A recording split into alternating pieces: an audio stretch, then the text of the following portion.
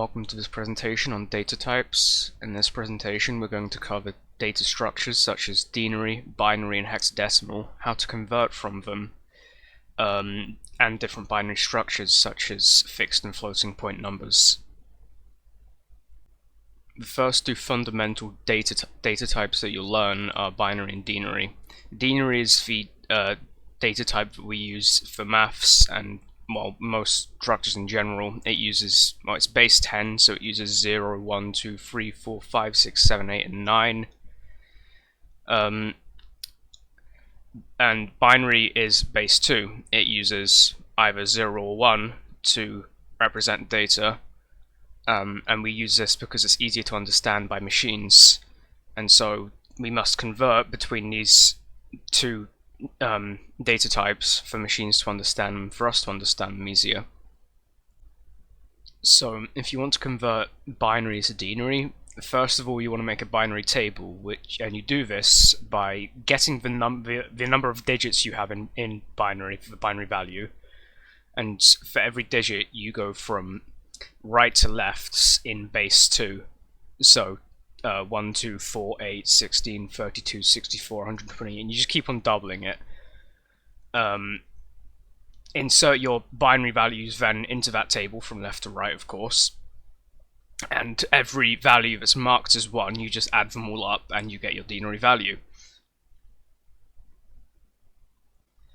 Denary to binary is a little bit more complex, but it's still fairly simple. You need to get your number and make sure it's less than 256, because then we can fit it in an 8-bit binary table. If it's more than that, you can just add another column on it.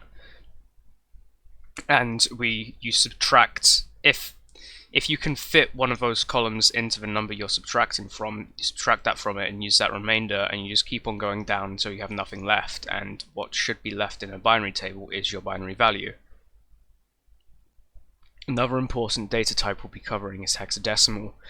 Instead of using base 2 or base 10 like binary and denary, this uses base 16, so instead there are 16 different values, which are 0, 1, 2, 3, 4, 5, 6, 7, 8, 9, A, B, C, D, E, and F. We use the letters on the end to simplify 10, 11, and 12 down to a single number. We use hexadecimal for simplifying binary codes, so any 8-bit binary digit can easily be simplified down to a 2-bit hexadecimal digit. It's also commonly used in RGB color systems, so you'll see the hex values being used for red, green, and blue individually. So for converting denary to hexadecimal, there's an easy method which requires some simple maths, and that is to divide the denary number by 16. If it doesn't divide equally, you can round it to the nearest whole number, and then take the remainder and store that, and keep on dividing it by 16 until you hit 0. And then you take all the remainders and you convert them to hexadecimal, and you get your hexadecimal value. So to convert hexadecimal to denary, we start by putting it in a table, and we work from right to left, and we times all of them by 16 to the power of that base. So the first one will be 16 to the power of 0, and then 16 to the power of 1, and then 16 to the power of 2 as you go from right to left. And then you add all those values together and you have your denary value. So for binary addition, we work from right to left. You put both your values in a table, and so if the column has 2 1s, you carry over a 1 and leave a 0. If there's 2 0s, you just leave a 0. If a column has just 1 1 and a 0, you just leave a 1. If a column has 2 1s and a 1's carried over, you leave a 1 and you carry a 1 as well. If you carry over to a column that doesn't exist, we call it a stack overflow, and it's not very possible. And you should be left with the sum of the actual numbers that you add together in the first place.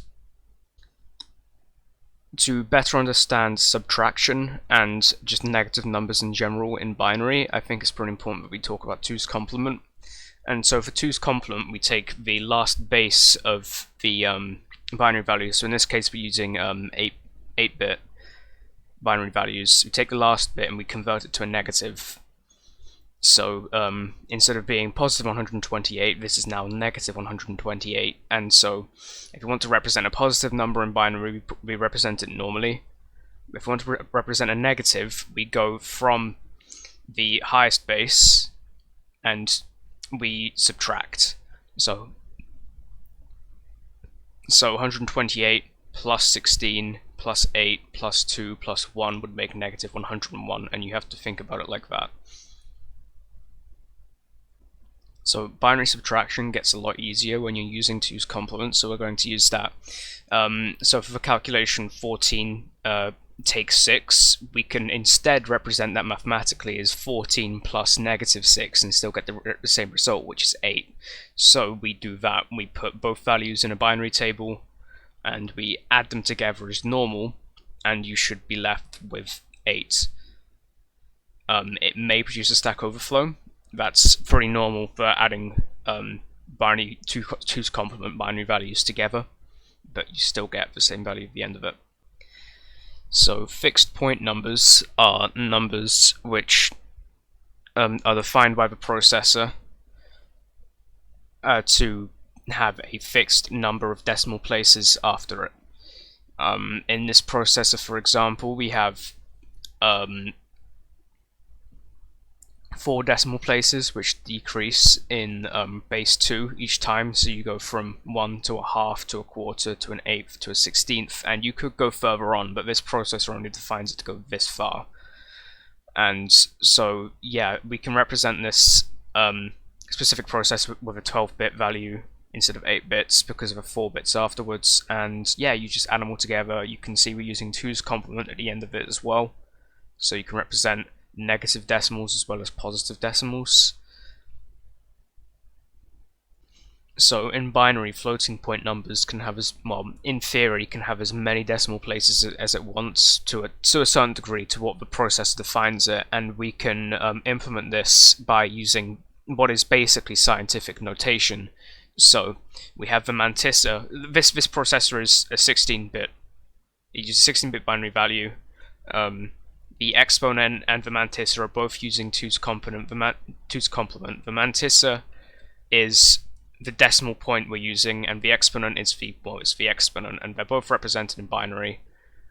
Yeah. I hope this gives you a better understanding of these common data types and how to convert to and from them. Thank you for listening.